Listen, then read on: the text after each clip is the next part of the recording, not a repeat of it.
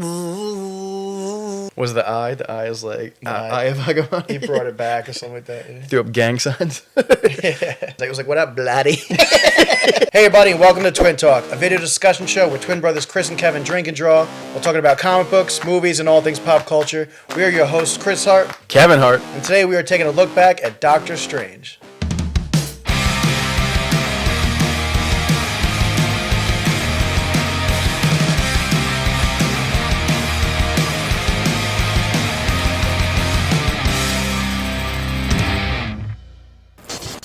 Stick around to the end of the episode to see how our drawing of Doctor Strange came out, and if you like what you see, subscribe to the channel for more content. Doctor Strange came out in 2016, which is crazy because, it's 2022 now.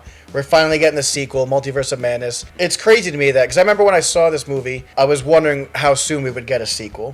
But having seen the plan that Kevin Feige had, it makes sense that now we're finally getting the sequel with the multiverse. I can't wait. In anticipation of that, we took a look back at this movie. This is a delightful movie. Solid. Super underrated. Very solid origin story.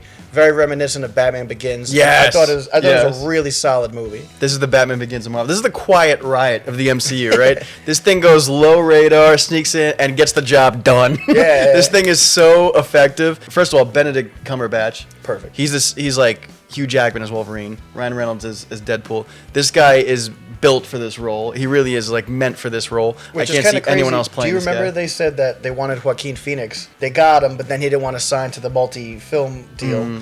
And which I like now that you said that, I can't picture anybody else besides Benedict Cumberbatch. It's perfect. And of course we got later on Joker with Joaquin Phoenix, so it's like everything happens for a reason.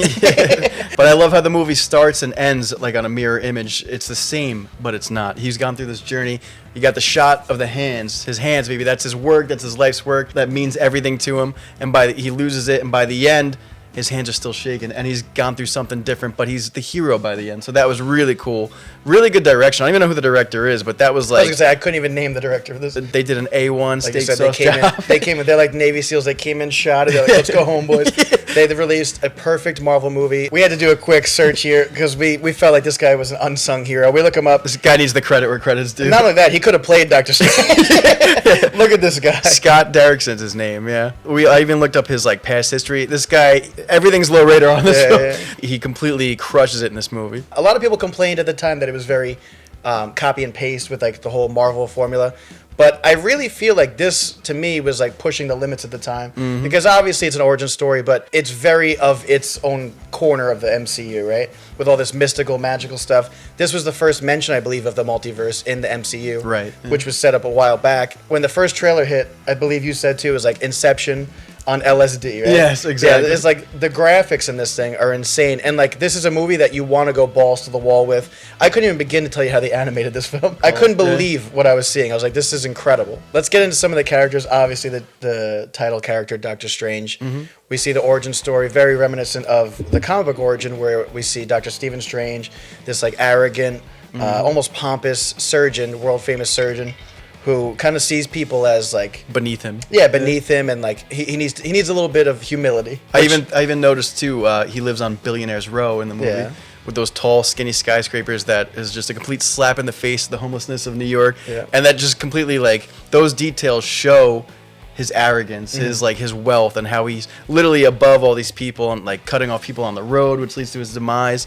Talking down to doctors, talking down to staff, even his love interest. He's kind of just like throwing it in her face that he cares more about his work than her. Just he really is humbled in this movie by the end. He won't even take on like a surgery or whatever, a procedure that doesn't bring him recognition, right?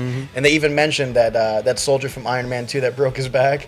Oh, really? You caught that? Yeah. They were like 36-year-old military broken back in an experimental armor. That's a crazy tie-in. And we see he kind of gets that humility when he gets into this car accident. His hands get muffed up. Yeah. Pretty hard to look at. My favorite part about this hero's journey is that as much as he wants to regain his hands, eventually he ain't going to need them because he's going to be taking on this spiritual, mystical. The mind.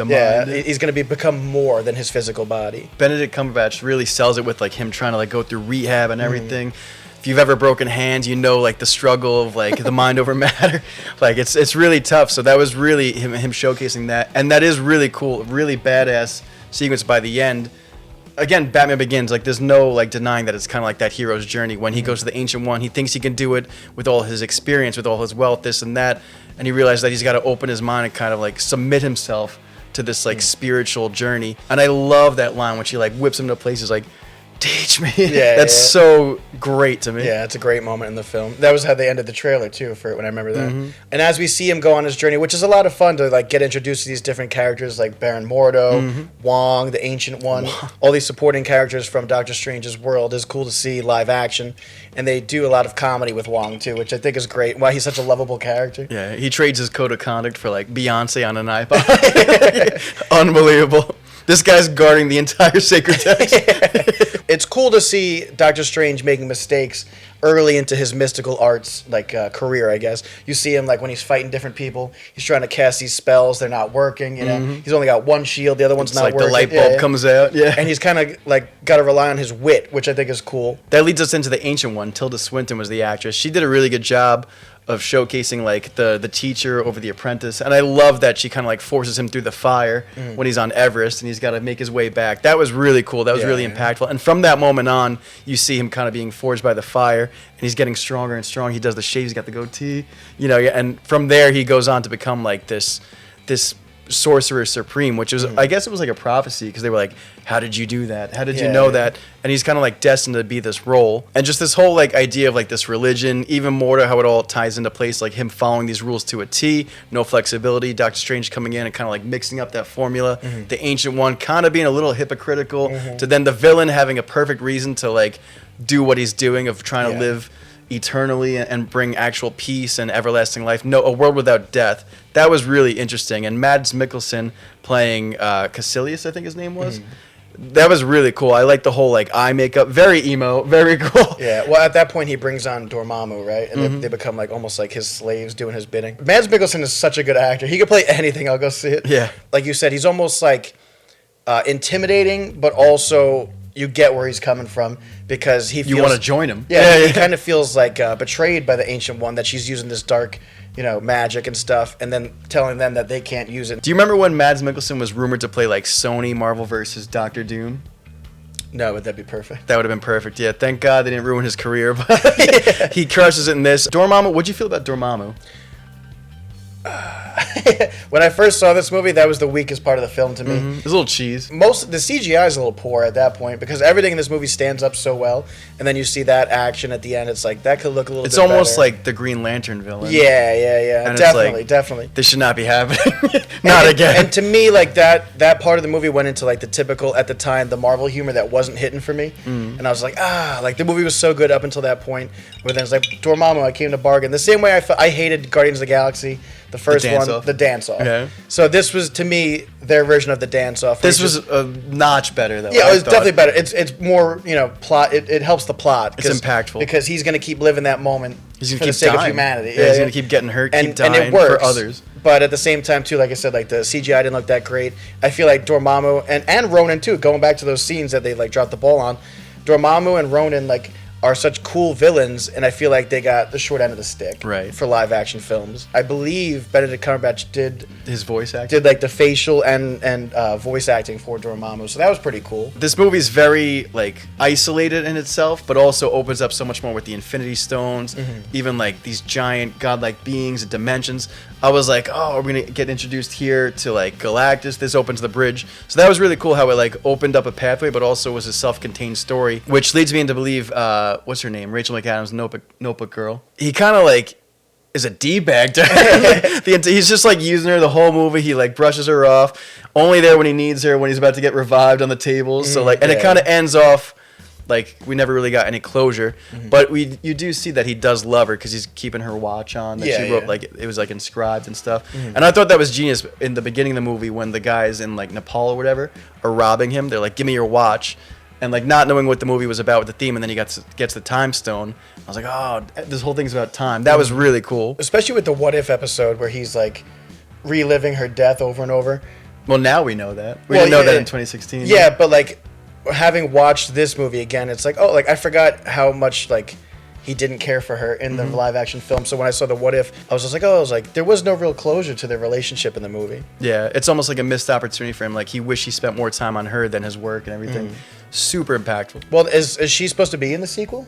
Yeah. Okay, yeah, so hopefully we'll see more of that explored. Yeah, speaking of the sequel, I'm really excited to see Mordo come back because he left off as the villain. He was this huge, like, hero, super to the T, to the book, like, character, and he was like, I will not follow this path any longer. So that was like I really understood that. Yeah, and I was yeah, like, that's a really slighted. cool change of a character.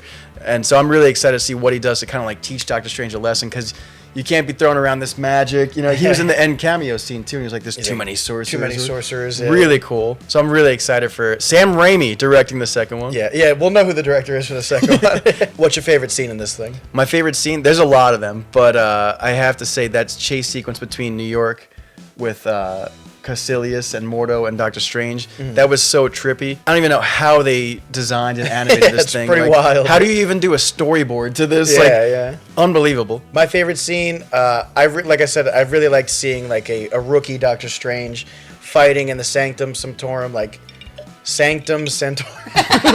Say that Tough word. Sanctum Sanctorum.